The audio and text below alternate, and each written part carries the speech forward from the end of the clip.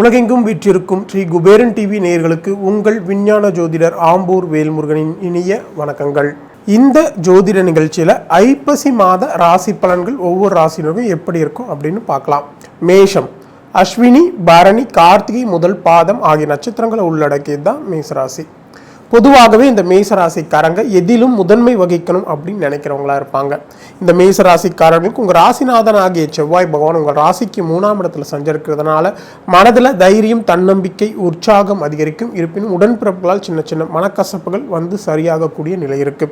குடும்பத்தில் நல்ல மகிழ்ச்சியான சூழல் உருவாகும். பொருளாதார நிலை உங்கள் தேவைக்கு ஏற்ப உயரும். உங்கள் பேச்சுக்கு மதிப்பு, மரியாதை எல்லாம் அதிகரிக்கக்கூடிய காலகட்டமாக இருக்கு. மனைவி வழியில் உங்களுக்கு பொருளாதார உதவிகள் கிடைக்கக்கூடிய நிலை இருக்கு.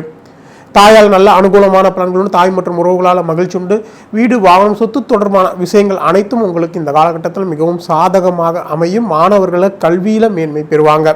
குழந்தைகள் உடல் நலனில் கவனம் தேவை. குழந்தைகள் நட்பு வட்டத்தை கண்காணிப்பில் வைத்து வழிநடத்தி செல்ல வேண்டியது மிக மிக அவசியமாக இருக்கு. பூர்வீக சொத்து விஷயங்களை கவனமாக கையாளுங்க. ஷேர் மார்க்கெட்டில் தேவையற்ற இழப்புகள் ஏற்பட வாய்ப்பு இருக்கிறதுனால கொஞ்சம் எச்சரிக்கையுடன் இருக்க வேண்டியது மிக மிக அவசியமாக இருக்கு. காதல் முயற்சிகளை தவிர்க்கிறது மிக மிக நல்லது. எதிரிகளால் சின்ன சின்ன பிரச்சனைகள் வந்தாலும் அதையெல்லாம் சமாளிக்கக்கூடிய ஆற்றல் உங்களிடம் இருக்கிறது. அதை பற்றி பெரிதளவு நீங்க கவலைப்பட வேண்டிய அவசியம் இல்லை. கணவன் மனைவிக்குள்ள கருத்து வேறுபாடுகள் வர வாய்ப்புள்ளதால் ஒருவருக்கொருவர் விட்டு கொடுத்து செல்ல வேண்டியது மிக மிக அவசியமாக இருக்கு. வெளியாட்களின் தலையீட்டை முற்றிலும் தவிர்க்க வேண்டியது மிக மிக அவசியம். அதே நேரத்தில் வியாபாரத்தில் கூட்டாளிகளிடம் கொஞ்சம் கவனமாக இருக்கிறதுனால வியாபாரத்தின புதிய ஒப்பந்தங்களை இந்த காலகட்டத்தில் தவிர்க்க வேண்டியது மிக மிக அவசியமாக. எதிரிகள் சின்ன வாழ்க்கையில் சின்ன சின்ன தடைகள், பிரச்சனைகள் வந்தாலும் விடாமுயற்சி உங்களுக்கு மிகப்பெரிய வெற்றி ஏற்படுத்தி தரும் என்பதில் நீங்க உறுதியாக இருக்க வேண்டியது மிக மிக அவசியம். தந்தை உடல்நிலையில் கொஞ்சம் கவனத்தை, தந்தைக்கு மருத்துவ செலவுகள் ஏற்படுவதற்கான வாய்ப்புகள் உண்டு. அது மட்டும் இல்லாமல் கல்வி மற்றும் வேலை வாய்ப்புக்காக வெளிநாடு செல்ல முயற்சி பண்ணிட்டு இருக்கிறவங்களுக்கு இந்த காலகட்டத்தில் வெளிநாடு செல்வதற்கான வாய்ப்புகள் மிக மிக அதிகமாக இருக்கு. தொழில் மற்றும் உத்தியோகத்தில் சின்ன சின்ன பிரச்சனைகள் இருந்தாலும் அதையெல்லாம் சமாளிக்கக்கூடிய ஆற்றல் உங்களிடம் இருக்கும். உயரதிகாரிகள் மற்றும் சக ஊழியர்களை அனுசரித்து செல்ல வேண்டியது மிக மிக அவசியம். உங்கள் பணியில் அதிக கவனம் செலுத்தணும். எதிலும் காலதாமதத்தை தவிர்க்க வேண்டியது மிக மிக அவசியம். அதே நேரத்தில் நண்பர்களால் நல்ல ஆதாயமான பலன்கள் ஏற்படும். உத்தியோகத்திலையும் தொழிலையும் மறைமுக எதிர்ப்புகள், தேவையற்ற வீண் விரயங்கள் இதெல்லாம் வர வாய்ப்புகள் கொஞ்சம் கவனம். உடல் ஆரோக்கியத்திலும் அதிக கவனம் செலுத்துவது நல்லது. சின்ன சின்ன மருத்துவ செலவினங்கள் ஏற்படுவதற்கான வாய்ப்புகள் உண்டு.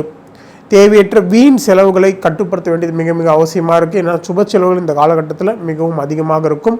அதே நேரத்தில் வாகன பயணங்களில் சிறிது கவனமாக இருக்க வேண்டியது மிக மிக அவசியம். அதிர்ஷ்டமான நாட்கள் அக்டோபர் 22, 23, 24, 31, நவம்பர் 1, 2, 3, 4 ஆகிய நாட்கள் உங்கள் ராசிக்குரிய அதிர்ஷ்டமான நாட்கள் ஆகும்.